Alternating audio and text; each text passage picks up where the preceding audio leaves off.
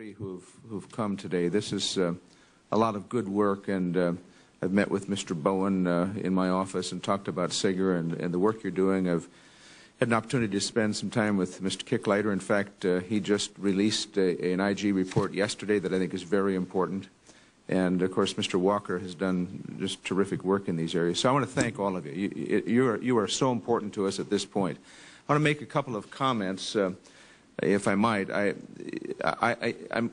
really appreciate this hearing being held. I think for 5 years, frankly, Congress has done a miserable job of oversight, just a miserable job. And we've just shoveled money out the door, and it is the greatest waste, fraud, and abuse in the history of this country. I'm convinced the American taxpayers have been stolen blind. And let me give you just a couple of examples. I'll hold up a chart that shows a comment by Mr. Will Granger. He was in charge of all water quality for Iraq because we paid him for that. He worked for the KBR, the Halliburton Corporation. They had a contract to provide water to military bases. This is from an internal memorandum of the Halliburton Corporation that I was able to get a hold of, and he talks about the problems. They weren't testing water. And Mr. Granger, this is an employee of Halliburton, says, this event should be considered a near miss as the consequences of these actions could have been very severe, resulting in mass sickness or death. This is a 21-page internal report by the company that was paid to test water and didn't do it.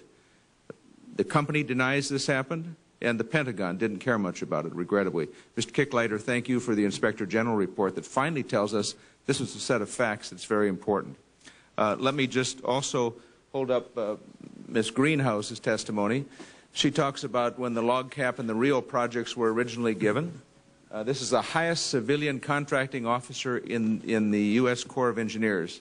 She came to the Congress and she said, I can unequivocally state that the abuse related to the contracts awarded to KBR represents the most blatant and improper contract abuse I've witnessed during the course of my career. This is the highest civilian official at the Corps of Engineers. And you know what she got for that honesty? Demoted. And of course now for 3 years, that's been kicking around in the Pentagon.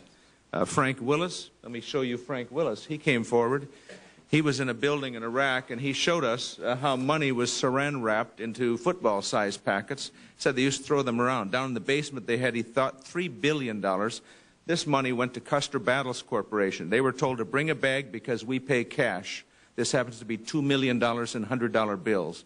And Frank Willis told us the way money was distributed, and he said it was the most unbelievable waste that he'd ever seen. Now, let me show you a tiny little example. Mr. Henry Bunting showed up, and I held 12 hearings in the Policy Committee because other committees weren't holding them. He showed up with this towel. This towel, as you see, is a white towel. Henry Bunting worked for KBR. He was supposed to order towels for the military because now we contract everything out, even the buying of towels. So he made an order for a towel, ordered a white towel. The supervisor said, no, you can't do that. You need to order a towel with KBR embroidered on it. He said, the problem is that will triple or quadruple the price. His supervisor says, doesn't matter. This is a cost-plus contract. Taxpayers pay for that. So this is the towel the troops got with KBR embroidered on it. Now, this is a tiny little issue. The fact is this wouldn't be a part of any investigation that's going on. It's just profound waste of taxpayers' money.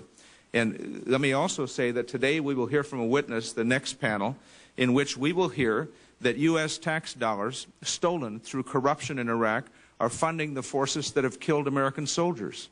We'll hear that directly from someone who was in Iraq and involved in this issue. We'll hear from a witness who said that he showed up and was given $11 million in cash. $11 million in cash. And all he had to do was to give them the name, a photo ID, and an address. That's less documentation you need to give cash a $25 check in this country. $11 million, which was, by the way, later stolen. So, you know, we see these things. There was a question, I think, about are the Iraqis paying now for beginning to pay for their own defense equipment? We'll have testimony today as well that says, well, yeah, they are. In fact, they're ordering tanks and planes and so on, some of which are never delivered, some of which are delivered as old equipment. And the former Minister of Defense cannot account for, and he's now gone, of course, with substantial property holdings in London, cannot account for $4 billion that went through his hands. But I know where some of it is. If I sound upset by this, I think what's happening here is unbelievable. Mr. Kicklighter, the Inspector General's report you did yesterday describes, I think, an undermining of our soldiers, even as the American taxpayers are being fleeced. And we don't have nearly the resources that we're working on. Inspector General Bowen, this is your third quarter report from last year. I've kept it on my desk now for 4 months, because in it we talk about, we have 967 water projects right now we're funding in Iraq. We have 478 electricity projects. You've done some awfully good work delineating exactly what projects are ongoing that are being funded with American tax dollars. And I appreciate your coming today to talk about, are we finally, at last, at long, long last, a country that's up to its neck in debt, shoveling billions of dollars out the door, sending $100 bills over by C-130s on pallets? Are we finally, at long, long last, maybe going to give the taxpayer some feeling that there's some accountability and oversight? I wonder. I'm not certain of that, but I wonder. And this hearing is a very important hearing. It's the tip of the iceberg. And the three of you have done really excellent work. I'm sorry to use my time just to talk, because you've got a lot to say, and I know that, and I've read your reports and have kept pretty close track of this, having done 12 hearings. But the next witness, I'm going to ask a lot of questions of the next witness, and I think this ought to be the first of a dozen or 24 hearings at which we put all the spotlights on the same spot and demand on behalf of the American taxpayers and demand on behalf of soldiers who strapped on body armor this morning and went out and risked their lives, demand accountability, because I think we have been cheated. And the Congress needs to do and can do much, much better. One final point. The Truman Committee that was established at the start of the Second World War, they held 60 hearings a year. They were started with $15,000. They saved $15 billion for this country. They held 60 hearings a year demanding accountability. And this Congress for 5 years has been asleep. So, Mr. Chairman, thank you for recognizing me.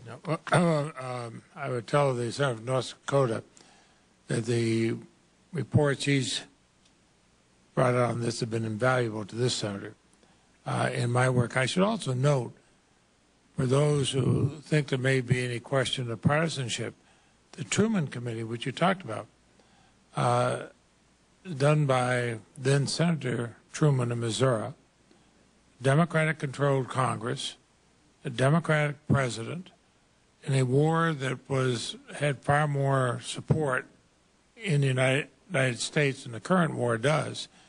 And they still raise the questions because, one thing, whether you support the war or opposed to the war, Americans would like to think their money is spent wisely and spent well. And for those who have had family members serving there or served there themselves, they want to make sure that that's done well. I felt that way when my son was in the Marine Corps and got called up for Desert Storm. I feel that same way today, even though I have no family member there. Senator Craig, you're next. Well, Mr. Chairman, thank you.